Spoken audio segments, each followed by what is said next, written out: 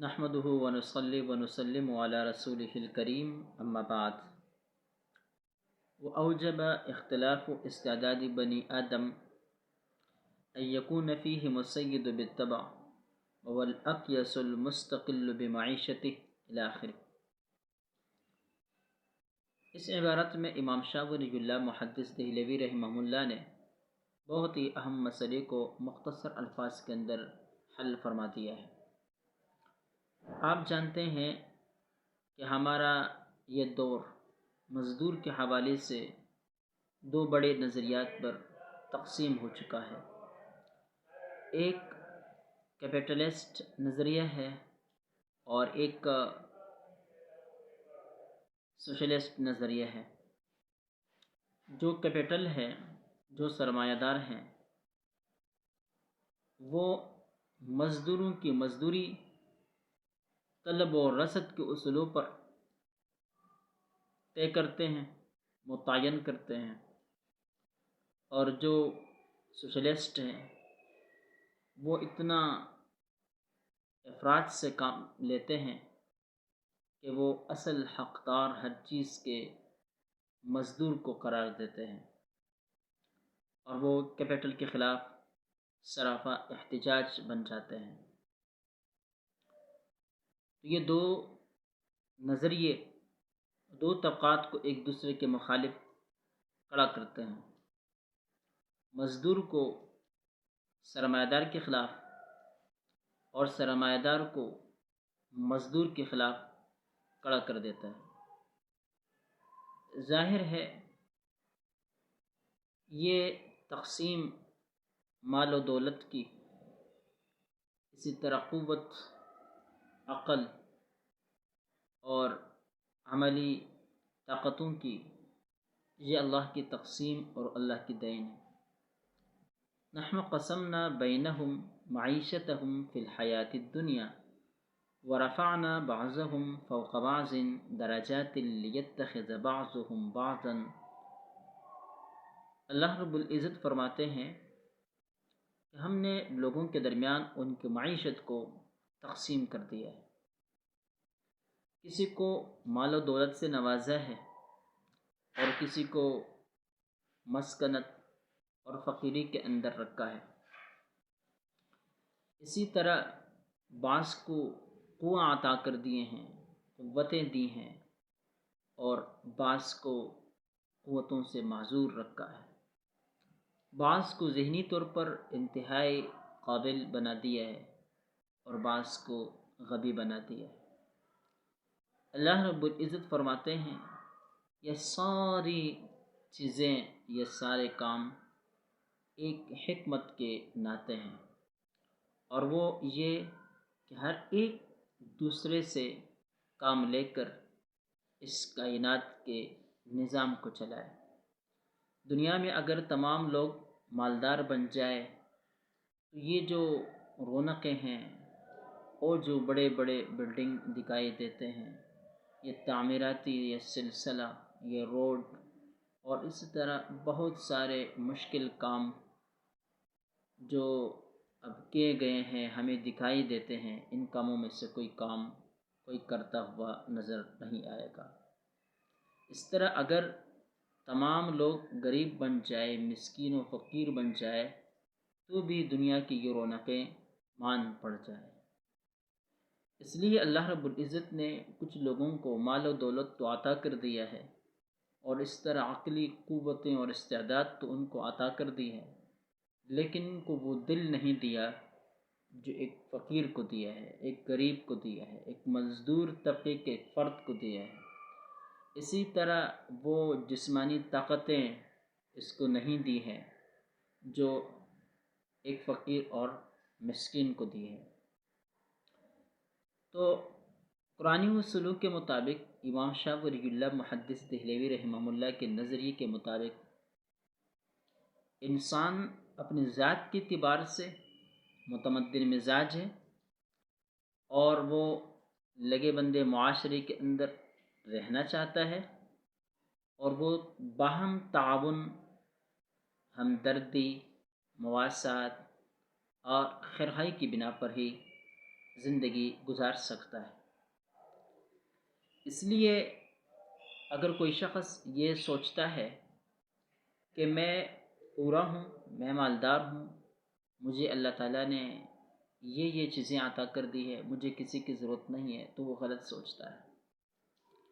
وہ قدم قدم پر ایک غریب ڈرائیور کا محتاج اور اپنے کھانے پینے میں ایک غریب باورچی کا محتاج ہے، اور اسی طرح وہ کہیں بھی چلا جاتا ہے اس کو قدم بقدم احتیاج کا سامنا رہتا ہے۔ بیمار ہو جائے تو وہ ڈاکٹر کا محتاج ہے، اور اسی طرح ایک میڈیکل سٹور چلانے والے غریب یا متوسط طبقے کے لوگوں کی وہ دکان کا وہ محتاج ہے، وہاں ہیلپر کا محتاج ہے، وہاں کام کرنے والے فرد کا محتاج ہے۔ جن جن ہوٹلوں کے اندر وہ کھانا کھاتا ہے، عیش و عشرت کرنے جاتا ہے، وہاں کے ویٹر کا وہ محتاج ہے، اور وہاں کے کام کرنے والوں کے وہ محتاج ہے۔ بظاہر وہ یہ سمجھتا ہے کہ میں پیسہ خرچ کرتا ہوں اور میں یہ کرتا ہوں وہ کرتا ہوں، لیکن اس کا یہ پیسہ بذات خود اس کے کوئی کام نہیں آتا، بلکہ اصل کام کرنے والے وہ لوگ، وہ انسان ہے جو اس کو بر وقت معاونت فراہم کر دیتے ہیں۔ سوچ لیجئے کہ اگر کوئی شخص بہت ہی زیادہ مالدار ہے لیکن وہ ٹانگوں سے معذور ہے، وہ بہت بوڑھا ہو چکا ہے، اب وہ چل پھر نہیں سکتا، اس کے دائیں بائیں ڈالروں کے انبار پڑے ہیں، پیسوں کے انبار پڑے ہیں، اور ان کے پاس اتنا جائیداد ہے کہ وہ اپنی پوری زندگی اس جائیداد میں گھومتے پھرتے بھی گزار سکے، لیکن جب وہ اٹھ نہیں سکتا، چل نہیں سکتا، پھر نہیں سکتا، تو وہ پانی پینے کے لیے بھی ایک انسان ہی کا محتاج رہے گا۔ یہ مال و دولت، یہ پڑے ہوئے نوٹ اور یہ جائیداد کی کاغذ اس کے کوئی کام نہیں آئیں گے۔ اسی طرح اگر کوئی مزدور ہے اور اس کو اللہ تعالیٰ نے جسمانی طاقتیں عطا کر دی ہیں اور وہ بڑا طاقتور ہے، لیکن وہ اگر کسی کے ہاں کام نہیں کرتا، پیسہ والے کے ہاں مزدوری نہیں کرتا، ملازمت نہیں کرتا، نوکری نہیں کرتا، یا اسی طرح آپ نے آپ کو تکا کر پیسے کے لیے بھاگ دوڑ نہیں کرتا، تو اس کی یہ ساری قوتیں یہ فضول ہیں اور وہ کوئی کام اس کو نہیں دے سکتی۔ اس لیے کہ کھانا کے لیے اس کو پیسے کی ضرورت ہے، آٹا خریدنے کے لیے اس کو پیسے کی ضرورت ہے، دیگر ضروریات زندگی پوری کرنے کے لیے اس کو پیسے کی ضرورت ہے۔ جب تک وہ پیسہ نہیں کمائے گا تب تک ان کی یہ طاقتیں اس کے کام نہیں آئیں گی۔ تو اس لیے اسلام نے یہ نظریہ پیش کیا۔ امام شاہ ولی اللہ محدث دہلوی رحمہ اللہ اس عبارت کے اندر اسی بات کو ذکر کرتے ہیں، جس سے ہم کھلے طور پر یہ اندازہ لگا سکتے ہیں کہ دنیا میں جو سوشلزم ہے وہ غلامانہ سوچ ہے، اور یہ ایک احتجاجی سوچ ہے جس کے اندر کوئی عقلیت نہیں، اور اس طرح جو کیپٹل ہے، کیپٹل لوگ ہے، کیپٹلزم ہے، وہ بھی انتہائی غیر معقول نظام ہے، جس کے پیچھے کوئی انسانی ہمدردی کا فلسفہ کار فرما نہیں، بلکہ مفاد پرستی کار فرما ہے۔ لہٰذا دنیا میں یہ دونوں نظام عملی طور پر ناکام ہو چکے ہیں، اور ناکام ہے اور ناکام رہیں گے۔ اسلام کا جو معاشی نظریہ ہے اور اس حوالے سے اسلام جو سوچ رکھتا ہے وہ پہلے بھی بے مثال تھا، آج بھی بے مثال ہے، اور انشاءاللہ آئندہ بھی بے مثال رہے گا۔ اس سوچ کا، اس فلسفے کا، اس حکمت کا جو اسلام پیش کرتا ہے کوئی نظام مقابلہ نہیں کر سکتا۔ لیکن بات اور کمزوری فقط یہی ہے کہ ہم اسلام کی ان تعلیمات کو اس انداز سے پیش نہیں کرتے جو خود قرآن پاک نے پیش کی ہے، حدیث نے پیش کی ہے، ہمارے جو زیرک فلسفی علماء کرام تھے انہوں نے پیش کی ہے، ہم اس انداز سے پیش نہیں کرتے۔ اس لیے آج سمجھا جاتا ہے کہ اسلام جدید دور میں قابل عمل نہیں رہا۔ یہی وجہ ہے کہ آج اگر ہم اس دور کے اندر اسلام کی بات کرتے ہیں تو ہمیں انتہا پسند کہا جاتا ہے یا قدامت پسند کہا جاتا ہے۔ بہرحال امام شاہ ولی اللہ محدث دہلوی رحمہ اللہ فرماتے ہیں وَأَوْجَبَ اختلاف استعداد بنی آدم، بنی آدم کے استعداد کے اختلاف نے اس بات کو واجب کر دیا ہے کہ ان یکون فیہ السید بالطبع، ان میں سے کچھ لوگ سید ہو، سردار ہو، سربراہ ہو، بڑے ہو، وہو الاقیس المستقل بمعیشتی، یہ وہی عقل مند لوگ ہوا کرتے ہیں جن کی اپنی مستقل معیشت ہوتی ہے اور سرمایہ دار ہوتے ہیں، ذو سیاست کرنے والے ہوتے ہیں، ورفاہیت جبلیتین، اور جو رفاہیت یعنی رفاہی کام کرنے، فلاح و بہبود کام کرنے والے ہوتے ہیں۔ یہ دونوں صفتیں ان کے اندر فطری طور پر رکھی جاتی ہے، زیرکی یہ اللہ تعالیٰ کی عطا ہے، اسی طرح سخاوت، جودت یہ اللہ تعالیٰ کی عطا ہے، یہ پیدا کرنے سے پیدا نہیں ہوتی۔ بہت سارے لوگ ایسے ہوتے ہیں جن کے پاس مال و دولت کے ڈھیر ہوتے ہیں لیکن وہ 1 روپیہ خرچ کرنے کے لیے تیار نہیں ہوتے، اور بہت سارے لوگ ایسے ہوتے ہیں جو خود خالی ہاتھ ہوتے ہیں، خالی ہاتھ رکھتے ہیں، لیکن جو کچھ ان کے پاس آ جاتا ہے وہ خرچ کر دیتے ہیں، سخاوت برتتے ہیں۔ تو فرمایا کہ یہ فطری صفتیں ہیں۔ والعبد بالطبع والآخر التابع، دوسرے انسان جن کے اندر یہ صلاحیتیں نہیں ہوتی، قابلیت نہیں ہوتی، استعداد نہیں ہوتی، صلاحیتیں نہیں ہوتی، تو وہ تابع فرمان رہ کر زندگی گزارتا ہے۔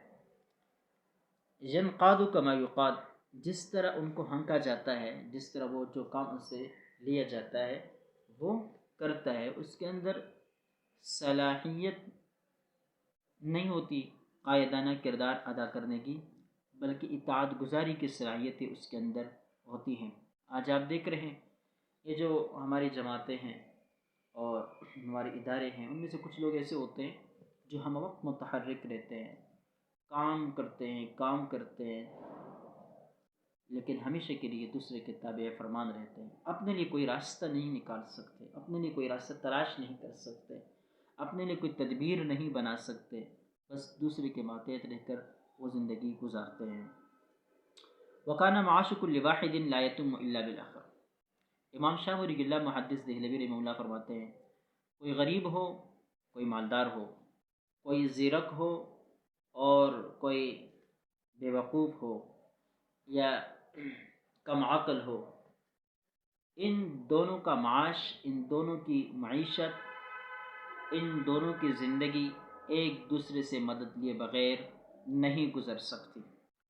ولا يمكن التعاون في المنشة والمكره إلا بأن يوطن أنفسهم على إدامة هذا القبض، کہتے ہیں ان کا باہم تعاون، منشت یعنی اچھی حالت میں، اسودہ حالی میں، والمکر اور مشکل حالات میں، یہ تب تک جاری قائم اور دائم نہیں رکھ سکتا جب تک کہ وہ باہم تعلق کو وہ دوام نہیں بخشتے، دائمی طور پر آپس میں تعلق کو نہیں قائم رکھتے۔ ثم اوجبت اتفاقات اخر، پھر اس کے بعد دیگر اتفاقات بھی آ جاتے ہیں۔ مثال کے طور پر یسر بعضهم بعضا، بعض کو قیدی بنا لیتے ہیں، تابع بنا لیتے ہیں، ان سے کام لیتے ہیں۔ فوقع ذلك منهم بموقع، پھر جو ہے ایک بہت بڑا وہ بن گیا ہے، جیسے کہ آج ہمارے ہاں جنگی قیدی ہوتے ہیں، ایک دوسرے کو زیر کرتے ہیں۔ وانتظمت الملکۃ، اور جو ہے اس کے لیے بڑی بادشاہت وجود میں آتی ہیں۔ ولا بد من سنت یواخذ کل واحد نفسه علیہا، اب جب ظاہر ہے جب اس طرح حالات سامنے آ جاتے ہیں کہ جو زیرک قسم کے لوگ ہوتے ہیں، بالادست قسم کے لوگ ہوتے ہیں، وہ دوسرے لوگوں کو زیر دست بناتے ہیں، اپنے یہاں قید کرتے ہیں، تو اب ان کے لیے کوئی اصول و ضوابط ہونے چاہیے جو آپس میں اس مسئلے کو طے کر سکے۔ تو میں نے بتلا دیا کہ مزدور اور آقا کے درمیان یا سیٹ کے درمیان ہمارے اس دور کی اصطلاح کے مطابق اصول یہی ہے کہ ہم ایک دوسرے کی طرف احتیاج کو محسوس کر لیں، کہ مزدور یہ سوچے کہ میری روزی اللہ رب العزت نے اس سیٹ کے پیسے میں رکھی، اور سیٹ یہ سوچے کہ ان کی جو سیٹ پنی ہے اور اس کے جو مال و دولت ہے، یہ سرمایہ داری ہے، یہ غریب کا خون پسینہ ہے، کہ اس کے اندر غریب کا خون پسینہ شامل رہے گا تو اس کی یہ مالداری رہے گی، سرمایہ داری رہے گی، ورنہ کچھ نہیں۔ آج اگر ان فیکٹریوں کے اندر غریب کام نہ کرے تو یہ سیٹ نہیں رہ سکیں گے، اور اسی طرح جو ہے مزدور ان کے یہاں کام نہیں کریں گے تو ان کے چولہے بھی نہیں جل سکیں گے۔ تو فرمایا کہ یہاں دائمی طور پر ان کے درمیان ایک تعلق ہونا چاہیے، اور ان کے درمیان ایک نظام اور اصول ہونا چاہیے کہ ہر شخص اس نظام پر چلے، وَيُلَامُ عَلَىٰ تَرْكِهَا، اور ہر شخص جو اس اصول کی مخالفت کرے اس کی ملامتی لازمی ہو، اس کو ملامت کیا جائے۔ وَلَا بُدَّ مِنْ إِلْقَاءِ طَرِيقِ الْخَلَّاصِ فِي الْجُمْلَةِ بِمَالٍ أَوْ بِدُونِهِ۔ یہاں سے قیدیوں کا معاملہ حل کرتے ہیں کہ جب دو اقوام آپس میں لڑتی ہیں، کچھ لوگ قید کر دیے جاتے ہیں، کچھ مار دیے جاتے ہیں، مختلف قسم کے کچھ زخمی ہوتے ہیں، تو جو قیدی بن جاتے ہیں خصوصی طور پر ان کا تذکرہ یہاں کیا جا رہا ہے۔ جنگی قیدیوں کا معاملہ کس طرح حل کیا جائے، اس کے لیے مختلف اصول ہیں۔ پہلی بات تو یہ ہے کہ بغیر کسی معاوضے کے احسان کرتے ہوئے ان کو چھوڑ دیا جائے۔ دوسری بات یہ ہے کہ کچھ معاوضہ لے کر ان کو چھوڑ دیا جائے۔ تیسری صورت یہ ہے کہ قیدیوں کا تبادلہ کرایا جائے، جو آپ کے قیدی ہیں، آپ کا دشمن ان کو رہا کر دے اور آپ دشمنوں کے قیدیوں کو رہا کر دے، آپس میں تبادلہ کر دے۔ چوتھی صورت یہ ہے کہ وہ آپ کے قیدی ان کے پاس پڑے رہے اور ان کے قیدی آپ کے پاس پڑے رہے۔ پانچویں صورت یہ ہے کہ آپ ان کے قیدیوں کو قتل کر لیں اور وہ آپ کے قیدیوں کو قتل کر دیں۔ چھٹی صورت یہ ہے کہ ان 5 صورتوں سے کام نہ لیا جائے تو یہ کیا جائے کہ ان قیدیوں کو آپس کے معاشرے کا فرد بنایا جائے اور ان سے کام لے لیا جائے۔ اب یہ کام اجتماعی طور پر بھی لیا جا سکتا ہے، اور یہ ہے کہ انفرادی طور پر بھی ان لوگوں کو ایک ایک فرد کے حوالے کر کے ان کے خادم بنا دیا جائے۔ اسی کو پہلے زمانے میں غلام کہا جاتا تھا اور یہ غلام کہلاتے تھے۔ تو بہرحال امام شاہ ولی اللہ محدث دہلوی رحمہ اللہ اس بات کو یہاں ذکر کرتے ہیں، یہ فطرت کے تقاضے ہیں کہ اس قسم کے یہ مسائل حل کر دیے جاتے ہیں۔ لہٰذا غلامی فی نفس ہی یہ کوئی بری چیز نہیں ہے۔ آج کل سزائے موت دی جاتی ہے، سالوں سال ایک آدمی کو قید کے اندر ڈال دیا جاتا ہے۔ ہماری ڈاکٹر عافیہ صدیقی 87 سال ان کو سزا سنا دی گئی، وہ امریکہ کی ایک جیل کے اندر پڑی ہیں۔ آپ اس طرح بہت سارے قیدیوں کو دیکھ سکتے ہیں جو ہمارے یہاں دشمن کے قید ہیں، ہمارے وہاں قید ہیں۔ کتنے لوگ جو ہمارے پاکستان کے تھے اور قید ہوئے اور امریکہ یہ انڈیا کے جیلوں میں وہ شہید ہو گئے، اور جو ہے بنگلہ دیش میں وہ مار دی گئے یا شہید ہو گئے۔ کتنے ایسے لوگ ہیں جو ہماری قید میں تھے اور یہاں وہ مر گئے، اور جو ہے اس قسم کی انتہائی کربناک زندگی انہوں نے گزاری۔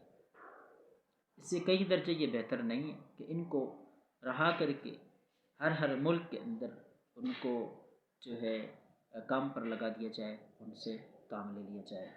یہ غلاموں کا جو تصور تھا وہ اسی بنا پر تھا۔ شریعت چونکہ انسان کی آزادی کو چاہتی ہے اور اس کو سامنے لے کر آتی ہے اور اس کو پیش کرتی ہے، اس لیے شریعت نے ان جیسے غلاموں کی آزادی کے لیے بہت سارے راستے بتلا دیے۔ مثال کے طور پر غلاموں کی آزادی کو بہت بڑے ثواب کا عمل قرار دیتی ہے۔ یہی وجہ ہے کہ آپ صلی اللہ علیہ وسلم نے بھی کئی غلام آزاد کیے، ابوبکر صدیق رضی اللہ تعالیٰ عنہ نے کئی غلام آزاد کیے۔ جس آدمی کی جتنی بس چلتی تھی وہ جو ہے غلاموں کی آزادی کے لیے اپنا پیسہ خرچ کیا کرتا تھا۔ اسی طرح قسم کے کفارے میں غلام کو آزاد کرنا، زہار کے کفارے میں غلام کو آزاد کرنا، اور اسی طرح جو ہے روزہ اگر کوئی کا جائے توڑ دے، پھر جو ہے نہ رکھ سکے 2 مہینے مسلسل روزے، تو ان کے لیے بھی بتلا دیا گیا ہے کہ وہ غلام وغیرہ کو آزاد کر دے۔ اسی طرح اگر کسی کو مسلمان کو قتل کر لے تو اس کے بدلے میں بھی فتحریر رقبۃ مؤمنہ، ایک مؤمن غلام کو آزاد کر دے۔ کسی نے نظر مانی غلام کو آزاد کر دے۔ اور بھی بہت ساری ایسی چیزیں ہیں جن میں غلام کی آزادی کو جو ہے شریعت نے ثواب کا باعث قرار دے دیا ہے اور گناہ سے بچنے کا ذریعہ یا گناہ کو معاف کروانے کا ذریعہ قرار دے دیا ہے۔ بہرحال امام شاہ ولی اللہ محدث دہلوی رحمہ اللہ نے اس عبارت کے اندر ایک تو مزدوروں کا مسئلہ حل کروا دیا اور دوسرا غلاموں کا جو تصور اور سوچ ہے شریعت میں اس کا جو جواز ہے اس کو ذکر کیا ہے۔ اس بارے میں اتنی بات عرض کر دوں کہ غلام رکھنا شریعت میں صرف جائز ہے، کوئی امر لازمی اور واجب نہیں ہے۔ یہی وجہ ہے کہ آج جب دنیا نے اس بات پر اتفاق کیا کہ ہم ایک دوسرے کے قیدیوں کو غلام نہیں بنائیں گے، تو ہم نے بھی اس پر کوئی زور نہیں دیا کہ نہیں ہم تو غلام بنائیں گے، اس لیے کہ شریعت کا حکم ہے۔ باقی تفصیل انشاءاللہ آئندہ درس کے اندر بتلا دی جائے گی۔ والسلام علیکم ورحمۃ اللہ۔